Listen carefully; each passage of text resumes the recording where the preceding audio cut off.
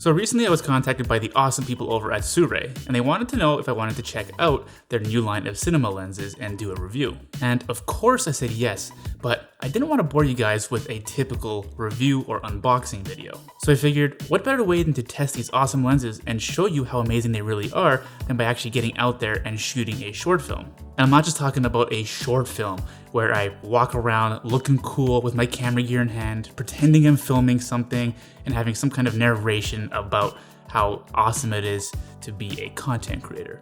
No offense to anybody who posted a video like that, but come on guys. No, I'm actually talking about a real short film with, like, you know, an actor and everything. So today, I'm going to show you how I shot a narrative short film on my Sony FX3 in under 24 hours with only 3 people, including myself, using the SIRUI Nightwalker series cinema lenses with virtually no budget.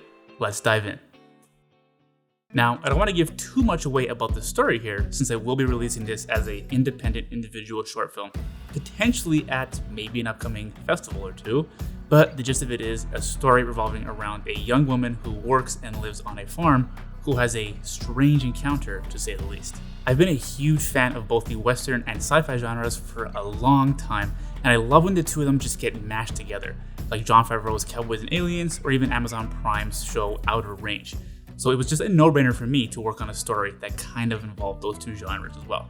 So I knew I needed a couple of good locations, so I fired up my handy Airbnb app and got to searching. I was looking for some farms and cabins around me, and after a bit of searching, I found this awesome location near me called Lake Cabin in Blackstock, Ontario that completely fit the vibe. The only downside to this location was it wasn't an actual functioning farm with animals and some big barns and farmhouses, and I knew I wanted to have those type of shots as insert shots for the short film, so I had to look for a second location as well. I ended up finding Wild Hearts Farmstead near me as well, which offered farm tours, so I hit them up asking if I could film some shots on their farm, and they were on board. Now that I had a basic script and some shooting locations, I needed to find my lead. Naturally, I knew exactly who I wanted for this role, and her name is Jenna Vittoria. She's an actress who happens to be a family friend of mine.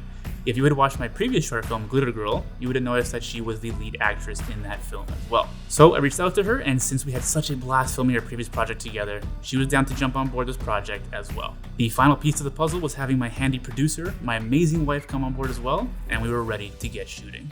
Now, before I discuss how we actually shot everything, I'm going to talk to you a bit about the gear I used because I know you're just dying to know what I shot everything on. This is the Sony FX3 with some brand new lenses on it. Ooh. They are the SIRUI Nightwalker lenses. They are cinema lenses, and this is currently the 35mm T1.2 lens. So I do have 2 other lenses as well, so we'll be trying them all out for this shoot. But they should be good for low light for evening shots. So we'll take a look and see. I had all of this rigged up on my full CineRig setup using parts from SmallRig, with everything powered by this awesome V-mount battery from Moment, provided more than enough juice to get me through the shoot. Alright, that brings me to how we actually went about shooting all of this, and in under 24 hours. We had originally set out to film all of this in one day because, you know, I'm always overly ambitious, but quickly I learned that this was not going to happen. And I really do think there is a world in which that could have happened, but not in this world. It ended up being the hottest day of the year so far, and this cabin was in a very remote location with no air conditioning, so the sun and heat of the day really slowed us down.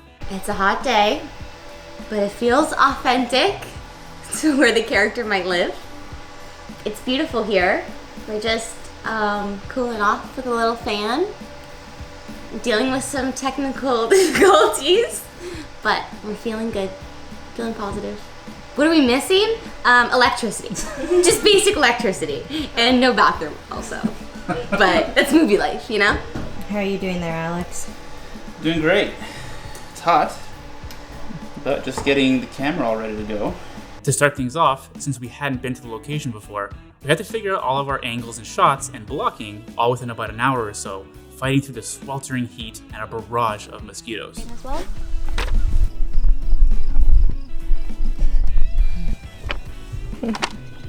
Oh. Then it was time to get our actress camera ready, and it was time to start filming.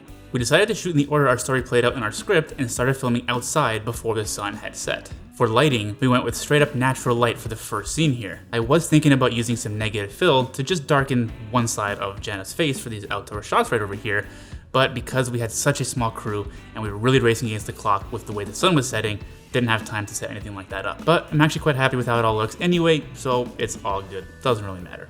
All right, first shot done. First shot. Woo! Woo! Nice walk. Okay. I think we're good for that shot. Cool.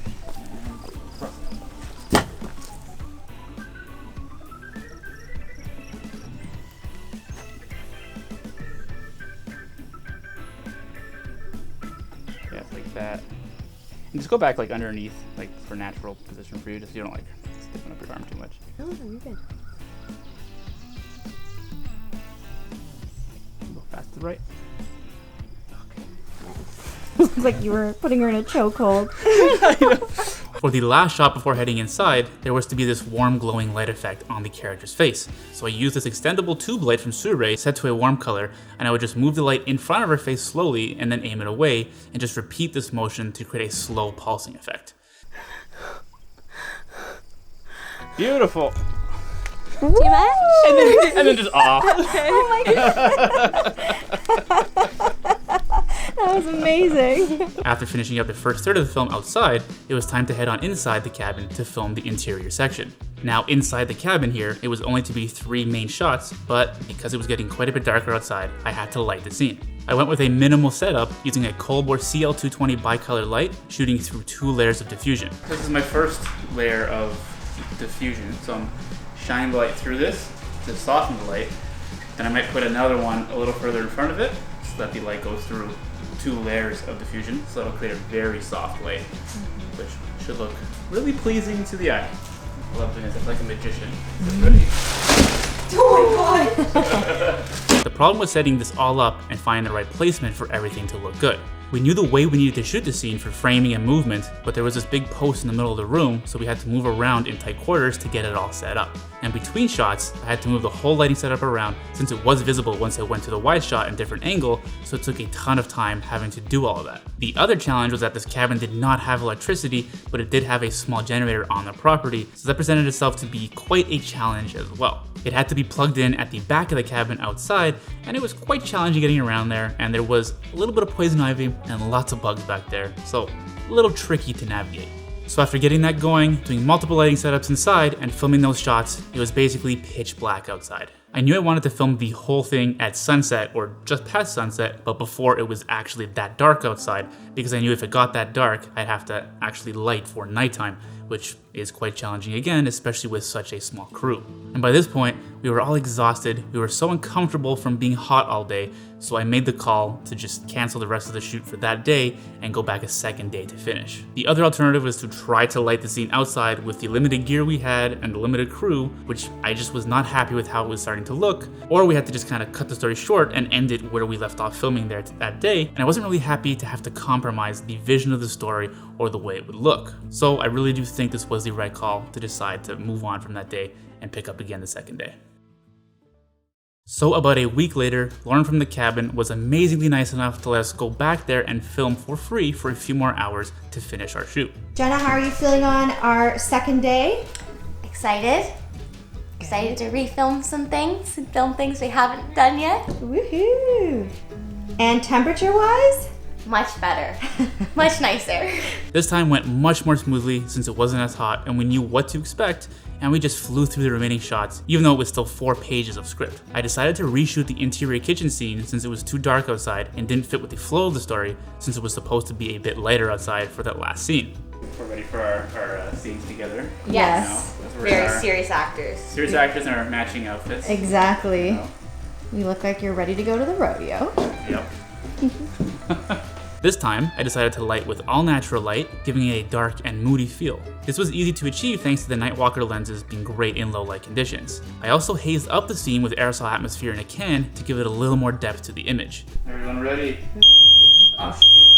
It's not supposed to set that off. Okay. Too much haze.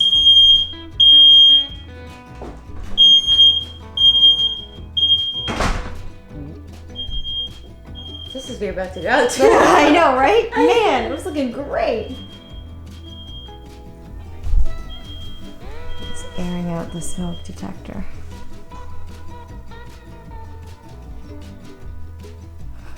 She just leaving it outside. You leaving it out there?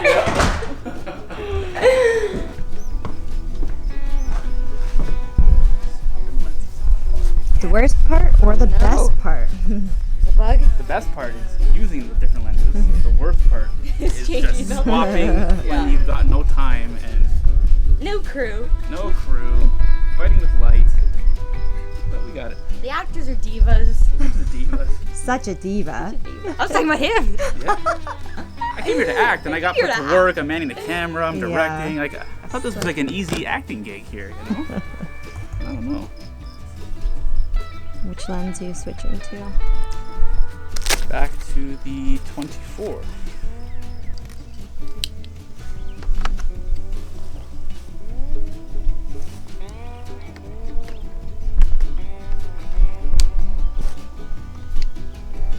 Okay, thank you.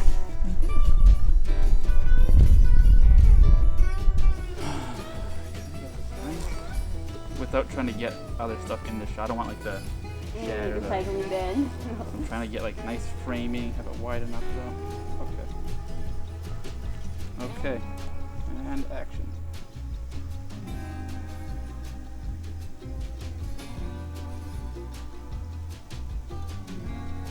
Alright, we got that one. So now we're doing the close-up.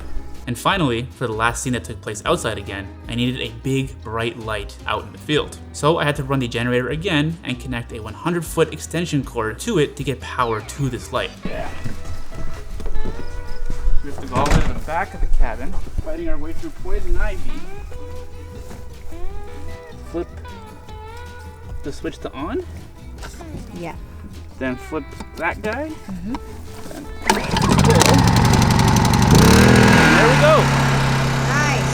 Power. One shot this time. And the light of choice was a Golden Eagle LED 3000, which is just a super bright light. For the look I was going for, I didn't need any diffusion or light modifiers, so I just turned it on and blasted it at the scene. I think it worked out really well, and it really achieved the look I was going for. Alright, so here are my final takeaways from this whole experience. Although it was a relatively short story, it was definitely still a challenging project to shoot. All in all, between the 2 days, it was probably about 10 hours or so of actual filming, and it ended up being only a 7-minute short film. I know a lot of people don't shoot their projects this way, but since this was what I'd call a smaller than micro budget short film, I really only had myself, the actress Jenna, and my wife Kristen on set, and we all lent a helping hand to make sure the production carried on as smoothly as possible. Both Jenna and Kristen did help carry boxes and set equipment up, so I absolutely wouldn't have been able to do this and pull this off in that time span without their help. And in total, I think I spent about $1,200 Canadian on this whole project, which primarily went to the location, food, and some props. Jenna was nice enough to jump on board this project for free because we had worked together in the past and really enjoyed collaborating together, and she just really believed in the story we were trying to tell here. And as always, I'm so lucky to have my amazing wife who jumps on board these projects, obviously for no pay, because she really has fun doing this as well. It's such a different thing than her regular career and her regular job, so this really allows her to be creative in a different way. So the point of all that is, if you don't have a budget for your short films, it's important to find people who you connect with and share similar passions with, so you can make it a collaborative passion project together with these people. But I just wanted to finish off by saying it's obviously very hard work to make a movie of any kind or length, even a 5 to 7 minute one, but it can totally be done without a huge budget or crew. I had to wear a million hats on this film, from writer to director to script supervisor to cinematographer to grip and lighting, as well as acting in a small role in it, so it can be hard to do any of those things well when you're trying to focus on them all at once. But both Jenna and Kristen also wore a lot of hats and had to do a lot more than they normally would on a smaller project or a project with a bigger budget. At the end of the day, if you and anyone involved stay calm and focused and remember to have fun, the sky is the limit for what you can accomplish. I know I have access to a good camera and lenses and some decent equipment, but that's not why this film turned out the way it did. Those things just made it a bit easier for me. On top of wanting to show what these lenses can do, I set out to make this film with virtually no budget and no crew to prove that you don't need a lot to be creative and create something. So hopefully this will inspire you to get out there and work on that project that you might be putting off. So there you have it. That was a behind the scenes look at how I shot a 7-minute short film with virtually no budget in under 24 hours. I hope you enjoyed the behind the scenes breakdown, and if you feel like it and want to see more like this, make sure to subscribe. I'll probably be releasing a video on the color grade of this video over here, as well as some other breakdowns, so make sure you look out for those as well. Anyway, have a great rest of your day, and I will see you next time. Ciao for now. You're great. Woohoo! That's how the pros do it. Yes.